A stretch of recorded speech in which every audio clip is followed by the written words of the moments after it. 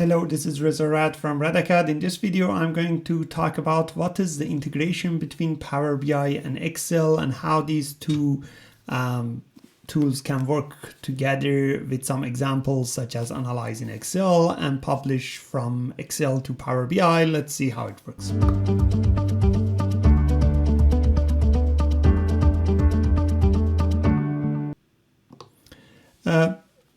I'll show you through some examples how the Excel and Power BI together works. The integration between Excel and Power BI is quite important because if you have some users in your organizations who are using Excel already and they are familiar to use Excel, they probably would like to continue using Excel, even though that Power BI has some interesting visualizations. They might still prefer to use Excel for some of the visualizations, and nothing is wrong with that. Power BI can give Excel users the ability to connect to the Power BI dataset and build their own data analysis reports in Excel, which might be helpful for printed format in addition to paginated reports or any other useful situations that they want to do, like adding some formulas in Excel on top of it and anything else.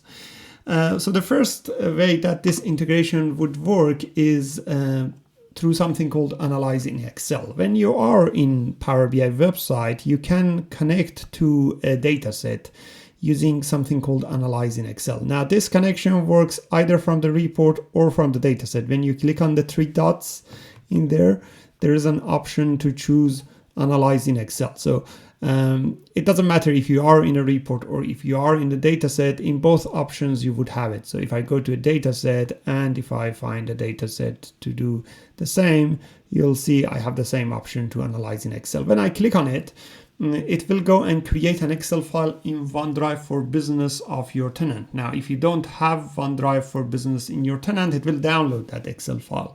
Now, I do have OneDrive for Business associated with my tenant, so it shows me that it has created the file. When I click on it, it says that be careful, this contains data that might be unsafe. That is because the data of the Excel does not come from the Excel itself. It comes from outside of the Excel, which in this case is from Power BI. So it is safe. I click on yes.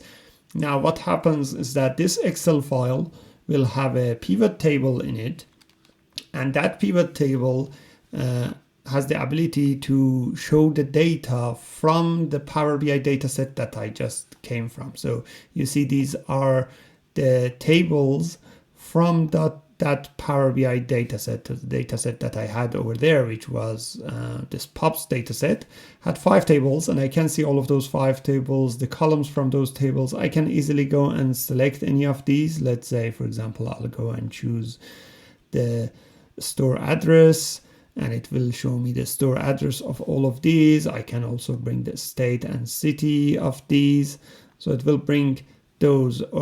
Now I can design it in any way that I want. The only thing here is that Analyze in Excel requires you to work with explicit measures. Now you might wonder, what is explicit measure?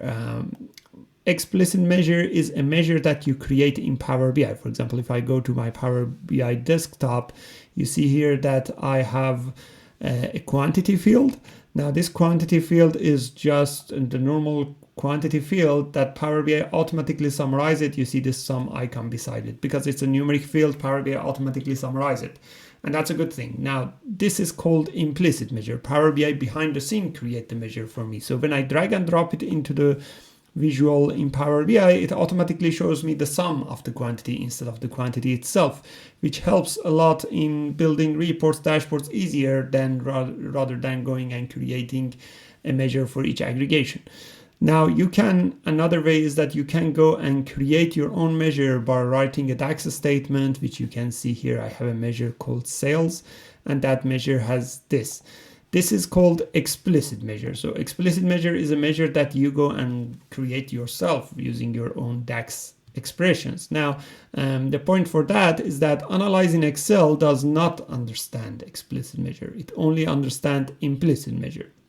Meaning that in this report, if I go and let's say want to bring sales, like the quantity of the sales in the value, you see that it won't allow me to do that because it's not a it's not an explicit measure, it's an implicit measure. Now, the best way to do that would be publishing your file or a data set that has explicit measure, which I have one of those here, I'm going to show you, and working with that. So when I click on Analyze in Excel, this time the Excel file that opens is the same. It would have a pivot table connection to this data set.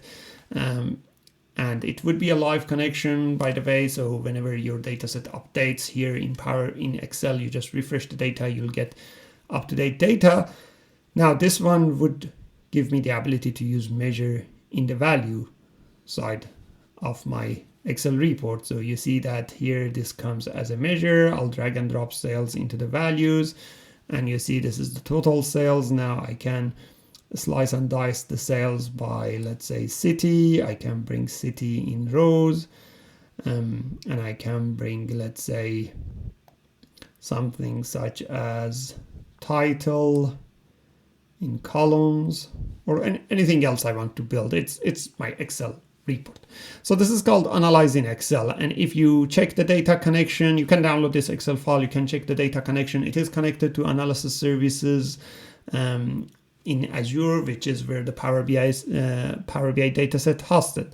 There are other ways to connect to this as well. Like, for example, if you have a Excel file, in your Excel file you can say get data from Power BI dataset, which I'm going to show you. So if I create an Excel and in the data tab of that Excel, when I click on get data, there is an option to say from Power Platform and then Power BI. When I click on this option, this will show me a list of Power BI datasets that I have access to, either created by me or someone else created in the organization and somehow shared it with me. So I'll see the list of these, and I can select any of these and insert a pivot table and build exactly that kind of pivot table and pivot chart on top of it. Same thing is also possible with data flows. I can connect from data tab, get data from Power Platform and data flows. And when I choose data flows, I would be able to choose Power Platform data flows, those created in Power Apps, or Power BI data flows created in Power BI. Of course, I need to have access to that. If it is Power BI data flows, it would be under Workspaces. If it is Power Platform, it would be under Environments. You'll expand it and you'll choose the data flow and table to get data from. But getting data from Power BI dataset is normally better because it would give you the multi-layered architecture of Power BI, where you have one Power BI dataset that can serve your normal Power BI report, your paginated report, your Excel report. All of these can be like the visualization layer on top of your Power BI dataset. I would strongly suggest using Analyze in Excel option compared to export data, and I have a different video on that. I strongly recommend you to go and watch it. Export data have some limitations in terms of the number of rows. You can only export the data related to a specific visual. It will not be all the data that you have. It will be offline. Whenever you want up-to-date data, you have to refresh it. The row level security wouldn't work if I download the data and send it to someone else. Even if they don't have access to it, they will be able to see it because I've sent them. But analyzing Excel, you actually log into the Excel file. When you are in Power BI, when you are in online, you are already logged in online Excel. When you download it, you will be asked to log in using your Power BI credentials. So only people who have access to it will be able to use it. It is a live connection to the Power BI data set. You just need to refresh your Excel file to get most up-to-date data. There is no limitation in terms of the number of rows. So definitely much better option to do analyzing Excel versus export data. Now, there are other integration options between Excel and Power BI as well, which they are not that much known. One of them is the ability to publish from Excel to Power BI, which is the other way around actually. If you have an Excel table or anything in Excel and you want to publish it somehow in Power BI, there are options. So what the publish in Power BI means, let's say you have an Excel file like this and you want to have this Excel file in your Power BI workspace, just beside any other files that you have here. In here you see that I have like reports, dashboards, data sets, data flows. I also want to have my Excel file beside this. Is it possible? Yes, it is. You can actually publish it this way. When you go to File menu, Publish, and there's a Publish to Power BI option. There are two options for that. One is upload your workbook to Power BI. The other one is export workbook data to Power BI. Upload your workbook to Power BI will just upload your Excel file into the Power BI so that it be beside your other objects. So if I choose this option, it is going to ask me where do I want to upload it, which I'm going to set it in a second. So it actually uploaded it already. I'll go to Power BI to see it. I actually have it in my account, this account here, and it should be uploaded in my workspace. Now you can actually go and choose where to upload it. Now, because I have set it to be uploaded into my workspace before, so it is going to upload into my workspace.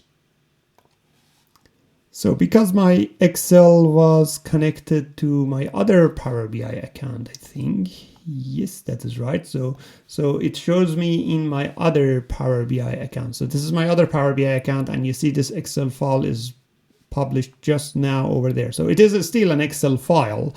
Whenever I click on it, it opens it in Excel online. So nothing really Power BI oriented about it. The only thing for that is that it is hosted inside a Power BI workspace. Otherwise, it is an Excel file. I can edit it. It is inside my workspace as an Excel file.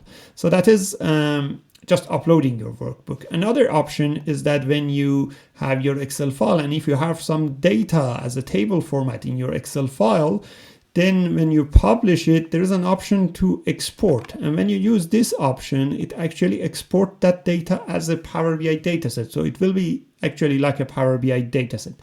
When I choose this option, it's still, it takes a little bit of time publishing to Power BI. When that is done, which shouldn't take much time, then it will show me that dataset appearing here, which would be like a normal dataset. Here it is. You see my dataset over here, which I can go and build Power BI report on top of it, or analyze in Excel on top of it. This is a dataset including those tables in Excel file. Now that might not be really common to create a dataset like this, because when you create a dataset in Power BI, you'll have much more options to set up your data fields, formats, and anything like that. But still, it is an option. And whenever you want to keep your dataset updated, you can update it here and publish again. So this is the second way of integration between Excel and Power BI, which is publishing from Excel to Power BI. And the third way, which is quite helpful for situations that you already have an Excel file, including, let's say, older method of building Power BI objects, such as an Excel file with Power Query in it, with Power View, with Power Pivot, all of these components that Power BI is now based on top of it. You can actually convert that into Power BI. The way that it works is that when you are in Power BI Desktop, you can click on File, Import. There is an option here when you click on Import, and that is Power Query, Power View, and Power Pivot. So when you choose your Excel file that has these elements on it, then it will import that, not just the data, but let's say your DAX calculations, your tables and the relationships in Power Pivot, or if you have Power Query, it will bring those. It is really helpful feature, but it requires some kind of like configurations and some awareness of things, such as, for example, if your Excel is password protected, it might not work. You have to remove the password first, then come and do it. It's a bit of work itself, but it is possible, and it is a great feature. We have used it for some of our customers, and definitely I would recommend it. So here are three different methods that these integration would work. Analyze in Excel, I would highly recommend that, and that works from the Power BI website, Analyze in Excel, or from Excel itself, get data from Power BI dataset. You can also do get data from Power BI data flow as well, or Power Platform data flows in general. You can have an Excel file that you either upload the whole Excel file into Power BI, or publish the data part of it as a dataset, and finally you can import the Power Pivot, Power View, and Power Query part of your Excel into Power BI. These are integration points between Power BI and Excel. I hope you like this video. If you like this video, go ahead and subscribe to our YouTube channel. We have weekly videos on Power BI. Thank you.